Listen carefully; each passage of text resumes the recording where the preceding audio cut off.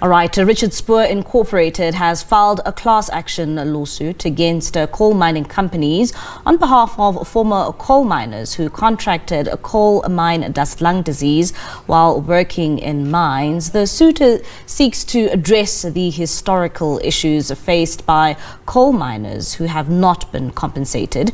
The certification of a class action is being brought against 9 mining companies owned by the Anglo American Group in the High Court of South Africa in Gauteng Local Division on October the 18th, 2023. The lawsuit follows action filed against South 32 BHP Billiton PLC and Seriti Power on the 15th of August 2023 to bring recourse to current and former coal miners as well as dependents of deceased workers who contracted coal mine dust lung disease in the form of pneumoconiosis and chronic obstructive pulmonary disease after exposure to coal mine dust in mines. Chloe Hoffmann, associate at Richard Spoor Incorporated, now joins us for more on this conversation. Chloe, thank you so much for your time here on SABC News. Perhaps let's start off here.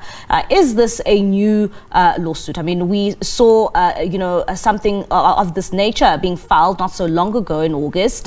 Is this a new legal challenge you will be facing with mining companies? Bali, you're absolutely correct. This is, in fact, one of 4 class actions that we are launching. The first was launched in August 2023 against South 32 Group. This is the second of the 4 class actions against the Anglo Group. The next will be Exaro, followed by Glencore. And, what would you say prompted, this latest lawsuit, if there's been so many others which, they've been filed and you are yet to file more after this one? Yes. So the intention is, the fact of the matter is that these are giant mining companies, and we are pursuing those companies who are likely to have had the greatest impact on the lives of mine workers just by virtue of the sheer number of mines that they own and the number of workers that they employ. How different would you say is this one from the one which has been filed in August? Bali, they are very similar. The class actions are all founded on the basic principle that an employer is obligated to provide a safe working environment to their employees.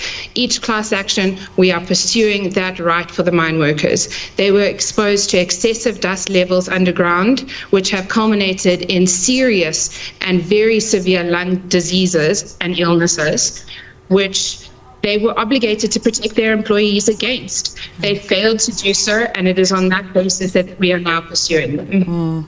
And when it comes to the actual lawsuit, this class action, what exactly will you be challenging in, the High Court? So the purpose of this class action is to re-emphasize and to place, refocus the object of our class action is to pursue the rights of all employees to a safe working environment. We will be showing that, in fact, that the mining companies were negligent in the performance of that duty. We will be showing that dust levels were excessive, that employees, although often provided medical examinations, were never given those results. They did not know if they were becoming sick. They were not properly warned against the severe illnesses that they could contract from breathing in dust while underground.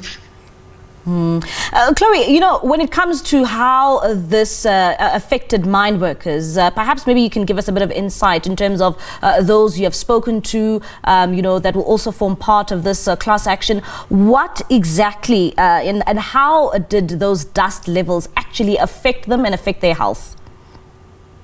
Bali, so the basis of these class actions, we are pursuing recourse on behalf of employees who have become ill from a term that we use called coal mine dust lung disease.